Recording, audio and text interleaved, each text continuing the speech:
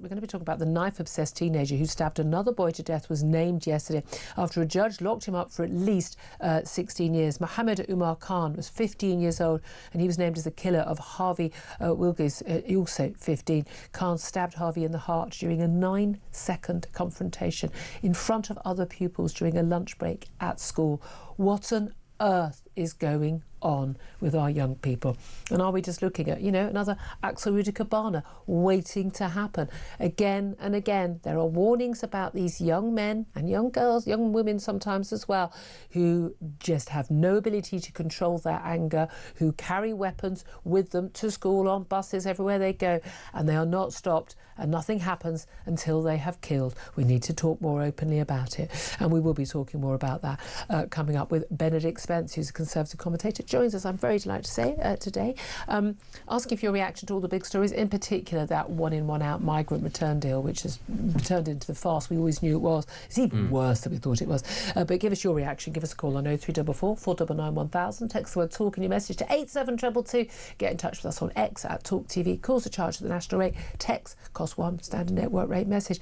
Benedict, where do we even start with that migrant policy? I mean, we've got about 2 minutes to talk about the story. I was thinking I would just laugh for 2 minutes. Have we just got 2 minutes? I was just going. Well, we could. Half an hour of me laughing isn't quite as I'd like to see you carry it on. Would you like me to try that? I don't think people would, but that's basically what I could offer, because that's about all that needs to be said about this. Everybody knew that it was a policy that wasn't going to work. It wasn't going to be a deterrent. It wasn't going to shift anything approaching the numbers of people that needed to be. But this was sort of taken as the flagship. Don't worry about scrapping Rwanda or anything like that. This is going to be the thing that really gets to them. And everybody said it's going to remove nobody, and almost certainly something is going to happen to make it look very silly. Yeah. Something like, for instance, people just coming straight back. And lo and behold, somebody has come straight back. We have identified one, as you pointed out. Who knows? I mean, I was about to say it could be any number, but it couldn't. There's only a very small number of people. There's only 42 who've been sent back. Yeah, so it's actually... I think the migrants who come from France in return come on Air France flights. We send them on BA. Do you know how much a ticket on BA is?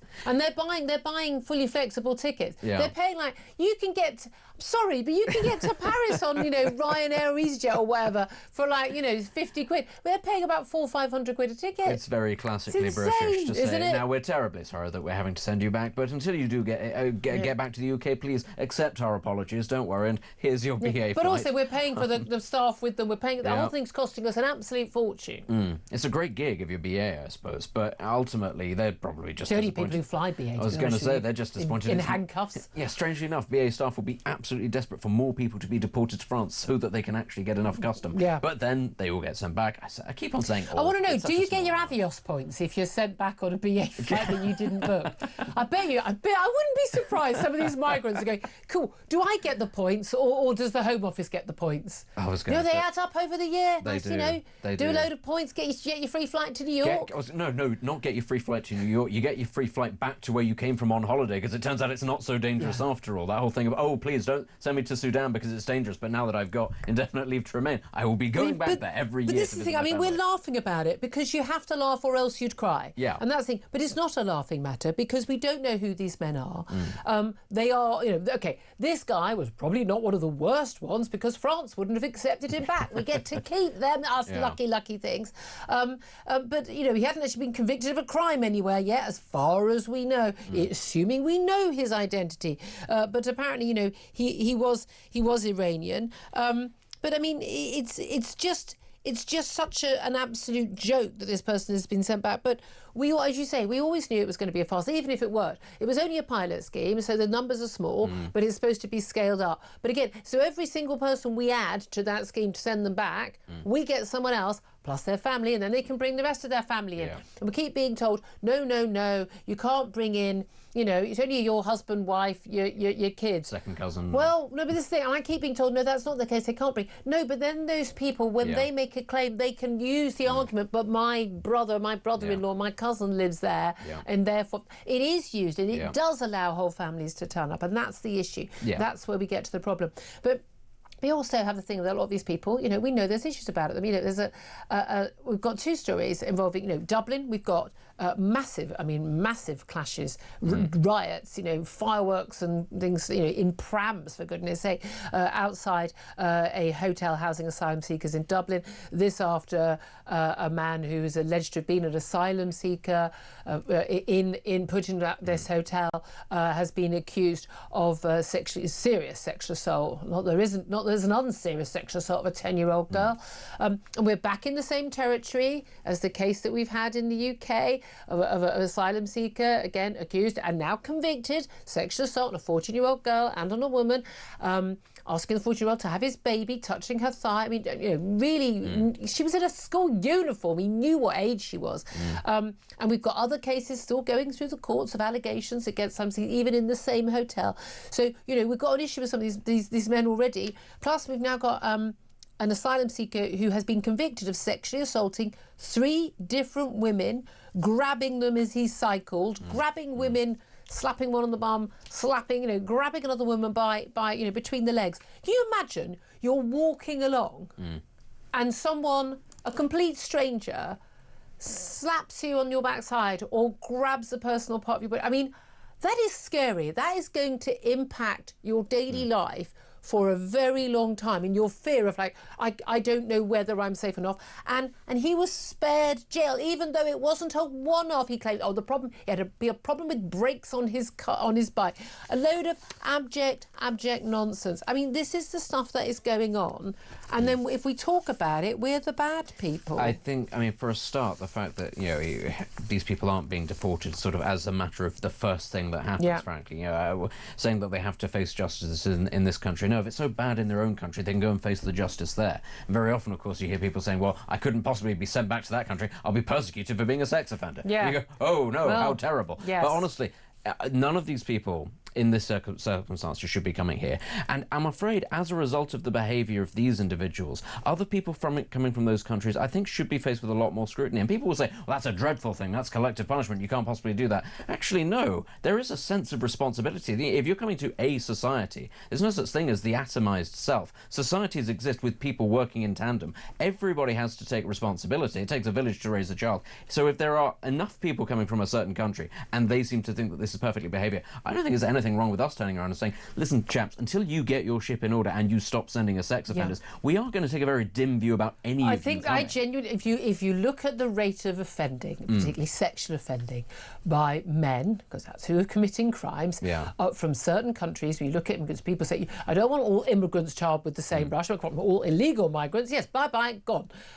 But even those who've arrived legally or given legal right to stay, the scale of offending for the number of people who are in the country, if you actually do it per capita, people is off the scale for certain countries, and it is the Afghanistans, the Syrias, it is North African and Middle East countries. Now, why would that be? It is very simple. It's a different culture. It's people coming from a culture which, I'm sorry, it's backward, medieval culture, where women and gay people, women, girls are treated as second-class citizens, as basically property, and the woman who is not covered up is fair game. She's basically a whore. That is, anyone who's travelled in the Middle East as a woman will know that is how you'll be treated. Now, I'm sorry, that is the reality, and people can shout bigot and racist, Islamophobe as much as they want. That is literally the culture in law. You can't rape your wife in most of these countries. It's not possible. Now, it was not possible to have committed the crime of rape in this country until a few decades ago. We changed that. We in the West have moved on, and it is quite clear to me we need to start having a big, long conversation about whether or not we want to be offering even any legal visas to people coming from certain countries about where they do not share our values. I think it's not an unfair question to ask politicians in this country, what is the acceptable trade-off for the safety of your children? How many girls do you think should get raped in order to be thought of as a nice person? Or for GDP to be at 0.01%? Is it acceptable to, to avoid a recession technically, but a couple of kids get raped? 14-year-olds, 3 10-year-olds, and 5 women. That is the acceptable level of rape this month, or sexual assault. And does it have to be divvied up equally amongst do we all spread groups, it around or, the counties? do you get, does one Welsh person get to do it? Are I mean, your what's kids going on? fair game? And that's the thing. Yeah. It's not happening. To the people who are making the decisions, who are pointing at us and going, how dare you use xenophobic bigots? It doesn't happen to their kids. Why? Because they don't live in those areas. It's not happening to them. They don't have the asylum hostels at the end of their street. And that is the reality. And I'm sorry, we will never stop speaking out about this, because that is the reality. And again, we're in the grooming gangs territory. We'll come on to that, because this is very similar territory, which is like, could everyone could you just stop talking about it, and then it will go away, as we were discussing in the last hour. And that's what people want. And when people are rioting outside hotels, or just having peaceful, by the way, people rioting in Dublin, they get the same condemnation as the women and girls who put on their pink T-shirts and protested completely peacefully outside, the Bell Hotel in Epping. They get the same condemnation. So it doesn't matter how peaceful you are, you get the same condemnation, because you're speaking up and you're saying things you're not supposed to say out loud. I would say, actually, having looked at the Republic of Ireland, what's going on there, one thing I would say is, at the very least, we are able to have the conversations in this country now. In that country, there is a simple refusal by the media or politicians to accept that it's happening. And I think that country is in for a really nasty awakening in the next couple of months if they have things on a similar sort of scale to what we have here. It's already started to happen. And when it happens in the Republic of Ireland, what you get is journalists, the same sort of journalist, somebody at the BBC would never actually dream of going, oh, it's not real, it's fake, it's completely, made up. They'd say it's a small number of extremists. But what they do in the Republic of Ireland is they genuinely just go, it's not happening. It's all just right-wing nonsense. You're making it up. It's being stoked by bots. It's like the BLM riots in America, largely peaceful. You can literally see the petrol bombs behind you. They've not yet got to that stage where they're prepared to face that fact, They don't have independent media that are willing to speak up about it, and that is a crucial thing. Exactly. Right, look, let's also talk about the grooming gangs, because again, actually, it was interesting, and again, there's certain online activists who claim credit for this stuff being exposed. Actually, it was Andrew Norfolk at the Times who wrote, and he's ashamed of himself. He said, sadly, has died now, but he wished he'd written about it earlier, because he just sort of couldn't believe what was going on. And a lot of people don't like to believe, and I think a lot of people just don't want to, turn the page, I don't want to know. But the grooming gang scandal is horrific, and it is widespread. It's 20 years plus old. It's been going on across the entire country. And yes, Sadiq Khan, if you're watching, trying to learn something, it's going on in London. But the crucial thing is it's going on right now. We are failing to learn the lessons. Grooming gang inquiry, finally announced 4 months ago, after the Prime Minister a year ago said anyone calling for a national public inquiry was jumping on a far-right bandwagon, on which he then himself jumped, and now is saying, he's going to do the best to make it all happen. But it does look like, the survivors on the panel, not all of them, everyone, people have different views. It's not, we're talking about the survivors community. No, everyone's an individual, but enough people who've been on the panel, 4 women, are saying, we no longer trust the process. It's toxic. We're not willing to come back on unless Jess Phillips resigns as safeguarding minister. Jess Phillips, who is the minister for Jess Phillips as well as safeguarding. Let's be honest, she in Commons the other day behaved really quite outrageously, and her attitude is quite similar to Keir Starmer's. To say, how dare you question me? My track record. Well, your track record counts for 0 if you can't actually make this inquiry happen. I mean, the thing should she go? I think she will have to. Is the reality of the situation. I think people might appreciate if she tried to reconcile with these people, but I think the trust is probably gone, and quite rightly so. If she does go, I don't think that you can be one of the champions during the Me Too era of believe all women, and then put the little caveat unless it's actually contradicting what I think. In which case, no, don't believe victims of sexual assault at all. That's not. Well, really especially as she basically accused the victims of lying when they said they're trying to water it down, and it's a toxic culture, and then they produce the receipts. When the here you go. Here are the documents where we've been asked quite clearly, do we want to widen the remit? Well, these are whistleblowers, and there's an inquiry because they've gone public, and now they're doing it again, and a figure of authority is going, don't believe them. It's kind of like, well, where does that sound familiar? Oh, right, that's the same pattern of behaviour that these women, and when they were girls, encountered at every single level. And there has to be that trust that they're not going to run into that kind of obfuscation again, precisely because that is their, I hate the expression lived experience, but that is what they have experienced. That's the reality. That is the reality, isn't it?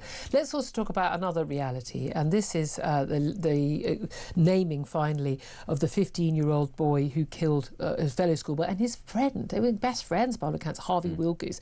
And I think we were all absolutely horrified back in February when Harvey was stabbed to death, stabbed through his heart in front of other pupils during his lunch break at All Saints Catholic High School in Sheffield. Horrific. I think every parent, the thought your kid going to school and just never coming home is so beyond your wildest nightmares. But Mohammed Umar Khan has been named. He's been sentenced to at least 16 years behind bars by the judge. It turns out the two boys, they'd been friends, but they'd fallen out on social media. There we go, social media again. He was convicted of murder back in August when he failed to persuade a jury that it was manslaughter. Basically, he was being bullied, and he said he'd lost control. But the judge yesterday lifted a reporting restriction while she sentenced him. But he was basically obsessed with knives. He was in the same year, he joined All Saints after leaving his previous school because of bullying, but he'd been targeted by other pupils as well. And so, okay, something's going on, but he had a difficult home life. His mother had mental health issues. His father was often in Pakistan, absent from the family home. That he was beaten at home. Social services had been involved in the family. There were reports that he and his kids, brother and sister, were not being fed properly. They were malnourished. But the social service did no further action, even though the kids apparently were skinny, malnourished, didn't own pyjamas and had no sheets on their beds. There's a bit of a giveaway. Something's not going right at home. They assessed that he had been beaten, clearly. But also, his mother had actually reported at one point that he had a knife. She herself reported, and he had this absolutely huge knife. He hadn't taken a knife from the mum's drawer. No, he had this massive, huge hunting knife. He was a kid. And he stabbed another kid through the heart and killed him. And yet again, and we're back to Axel Ruda Cabana, aren't we, in the Southport attack? Yeah. There's this kid, the red neon signs are flashing that he is in trouble himself. Yeah. He's things are going horribly wrong at home. He is a danger to possibly himself and to others, and nothing is done. Yeah. A kid is dead. This is not to excuse, but this is the warning. No, this is the warning sign. Young adolescent boys can become very interested in things like gang culture and violence, and obviously we all know when they're at that age there's the fluctuating hormones, there can be acts of aggression, there can be fallings out, that sort of thing. The way that we're treating this... Boys used to just punch each other. Exactly. The way that we're treating this is not in line at all with the progress that has been made in terms of what it is that these boys are being exposed to. They didn't used to get exposed when it was, the worry about video games and rap music. Okay, that wasn't great, but let's be clear, it was not the things that they are able to access online. When they had phones when I was young, you were able to text, you were able to call, maybe you'd play some tinny music. Now you can access absolutely everything, the entirety of the internet, and I'm sorry, the Online Safety Act does not prevent people from doing it, especially tech-savvy children, far more tech-savvy than the adults. They can access this stuff, and gang culture in particular, and the fixation around knives is pushed onto them because it is seen as cool, it is a way of belonging, it is a way of giving them that sort of esteem, and it is dangerous. It didn't used to exist in this country. It's certainly not on anything like the scale that it currently does, and it wasn't being beamed into their eyeballs 24/7. And so many parents are just like, well, my kid's not seeing it. Yes, your kid is seeing horrific violent porn. Your kid is seeing violent killings, gruesome, horrible stuff. And if you think your kid isn't seeing it, you are living in cloud cuckoo land. And this is the other thing. We're talking here about knives, we're talking about gangs, as you just said there, violent pornography, but it's also self-harm. It is people promoting eating disorders, and it is, of course, the trans thing. All of this is stuff, happening. and trust me, it is your kids seeing it. They see it all the time, and we shouldn't really be surprised that children are growing up with huge problems when that is, at these formative, very delicate moments of their lives, that is what they're being subjected to, and there is almost no oversight. It might sound very fusty. You have to take the phones away from them. You have to take them off social media. I think we are moving into that territory. I really do think we are. That we haven't got there before. And most parents just simply aren't capable of managing this issue. It's a parenting issue, but people need to spend more time talking to kids. But once again, also we've got failures of social services to take action. So the kids. The kids don't have they don't have a proper bed. They don't have pajamas. They're not being fed properly. They've got a mother with mental illness, an absent father. But when he is there, he's beating them. Oh, but no, let's leave the kids there. So again, we now have so many children in such bad homes, with such bad parents, that we don't even bother rescuing those kids, right? And look, he's a killer. There is a family right now who have lost their son. Harvey Willgoose, his family have lost their son, and he's lost his whole life. But you've got another kid whose life could also perhaps have been saved by action. And we've got an overworked and overstretched social services. We've also got social services, by the way, working from home in many places. You can't be a social worker and work from home. End of, nothing to discuss. That's absolutely not, you know. But we have got a disaster. I don't know how many more times we can see either a kid being killed or a kid killing, and we're just going to keep going. Again, like you were saying with the abuse, you know, sex abuse by, you know, illegal migrants. What is the level of children killing each other that we're going to accept as the norm before we don't even bother putting it on the front pages anymore? Yeah, and I have to say... Because black kids stabbing black kids in London, that's not even a news in brief anymore. Oh, it's not? Not even a news in brief. Which is appalling, because it used to be the sort of thing that would occupy the nation for months if that had happened. We just think it's just normal now. Yeah. It should never be normal. No, it should never be normalised. Absolutely. And the reality is there needs to be an intervention at some point, because, as you say, it's the number of parents who are unable or unwilling to do these basic things. Absolutely. I'd love to hear your thoughts on all the stories we are talking about. Do get in touch.